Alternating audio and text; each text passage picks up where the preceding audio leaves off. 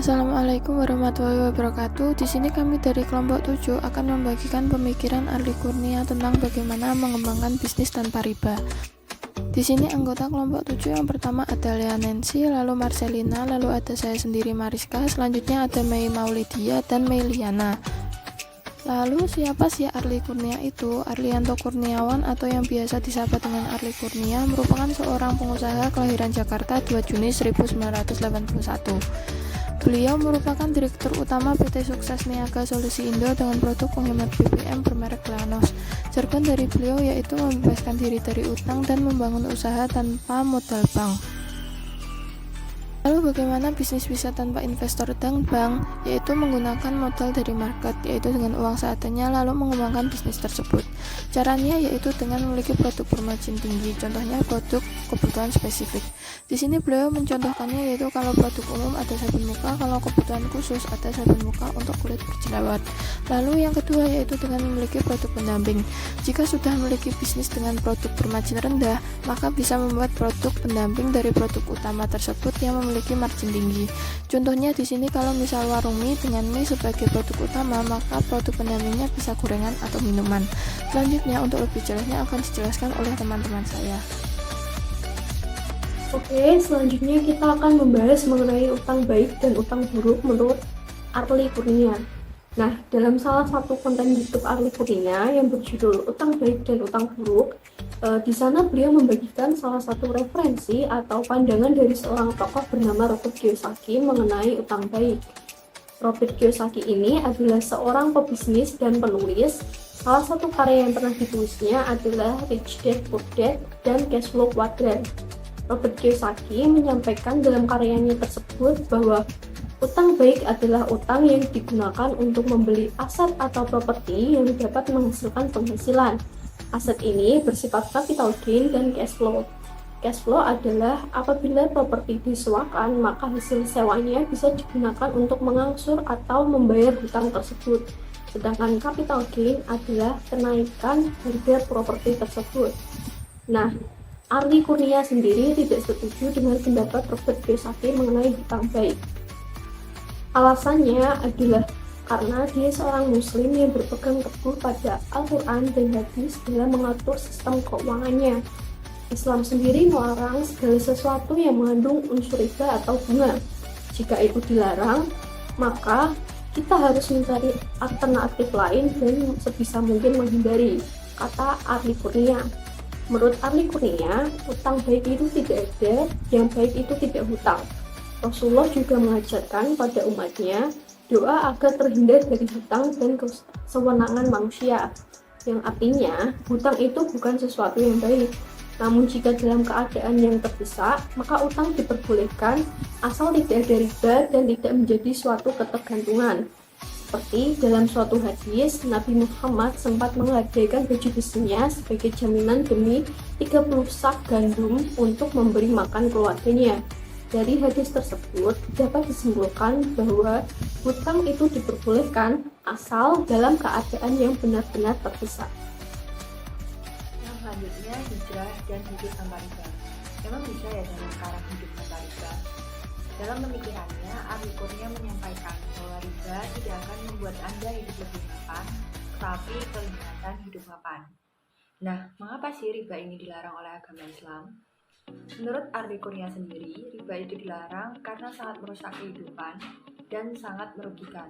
Tetapi dampaknya tidak dirasakan secara langsung, tapi justru di akhir nanti. Lalu bagaimana sih hidup hijrah dan hidup tanpa riba? Yang pertama, hijrah dari riba bisa dimulai dengan menghindari transaksi utang dan piutang. Karena tidak ada bank konvensional dan bank syariah yang 100% bisa menghindari riba. Karena kelebihan atau keuntungan dari peminjaman uang tersebut itulah yang disebut dengan riba.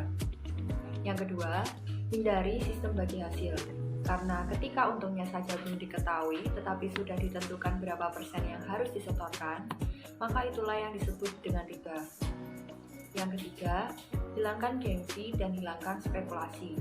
Belilah barang yang memang sesuai dengan kemampuan kita. Jangan hanya gengsi sehingga akhirnya membeli barang yang di luar batas kemampuan kita.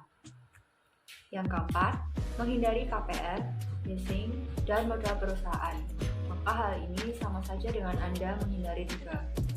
Nah, lalu kerugian apa sih yang ditimbulkan dari transaksi riba ini? Menurut Arlie Kurnia, beberapa orang berpikir nggak hutang, nggak kartunya. Nah, seperti yang banyak orang tahu, kalau riba itu bikin candu dan terasa nyaman untuk beberapa saat, dan seakan-akan terasa membantu kaum lemah. Sama halnya dengan tawaran kredit yang seolah membantu, padahal nyatanya tidak. Yang kedua, kredit berbunga dapat merusak bisnis. Banyak orang sering berdalih, pengusaha mana sih yang nggak pakai hutang? Nah, padahal perusahaan pencetak keuntungan terbesar di seluruh dunia itu menghindari hutang berbunga dan justru mereka berinvestasi membuat bank. Yang ketiga, kemudahan kredit riba membuat orang tergantung dan seolah tidak ada solusi lain sehingga nantinya merusak pengaturan keuangan mereka. Nah, yang keempat, masalah hutang riba dapat menghancurkan rumah tangga. Banyak rumah tangga yang tidak akur karena hutang yang semakin lama justru semakin mencekik. Selanjutnya kita akan membahas investasi menurut Arlie Kurnia.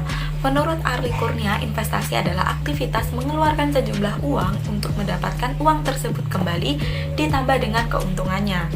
Nah, investasi menurut Arlie Kurnia ini sudah sesuai dengan prinsip syariah, di mana dalam memilih investasi beliau ini memilih jenis investasi yang halal dan juga tidak seperti judi. Nah, investasi yang seperti judi adalah terjadi ketika kita melakukan investasi tapi kita tidak mengenali karakteristik dari investasi tersebut dan juga kita asal-asalan memasukkan uang, menanamkan modal dengan mengharapkan keuntungan. Nah, ini harus dihindari.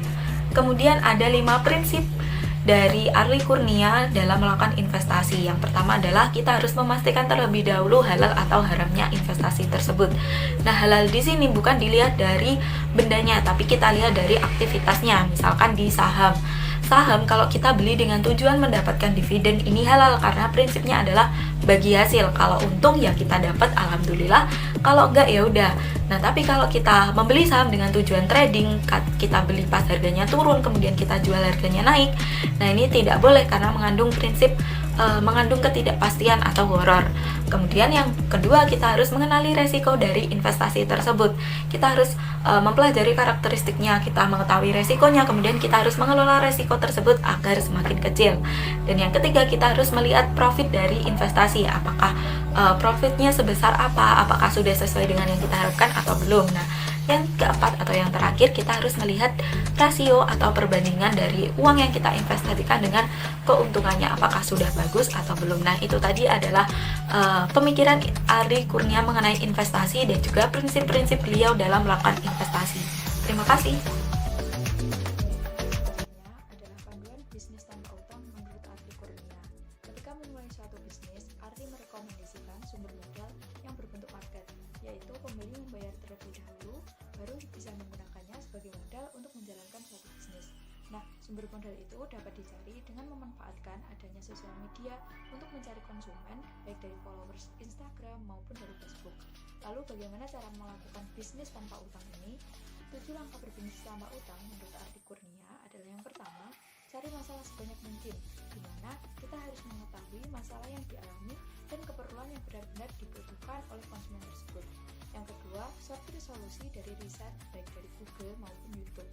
Yang ketiga, untuk membuat produk yang solutif, pilih satu solusi yang mempunyai sifat mudah dikirim, mudah diproduksi, bahannya melimpah, dan testimoninya cepat. Yang keempat, melakukan tes produk dan merintis media, bisa di sosial media. Lalu yang kelima, atur alur penjualan melalui WhatsApp maupun website.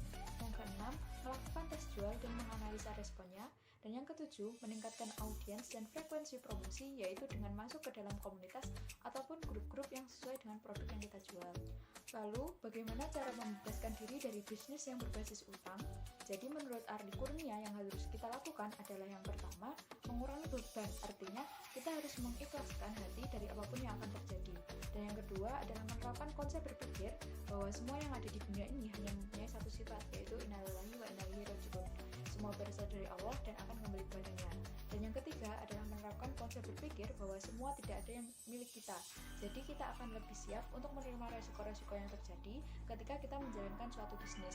Nah, Ardi sendiri sudah membuktikan cara ini untuk terbebas dari utang. Ardi juga membuka kelas bisnis, yaitu bisnis coaching online, mengenai panduan bisnis tanpa utang dan mendapatkan respon yang baik dari para peserta.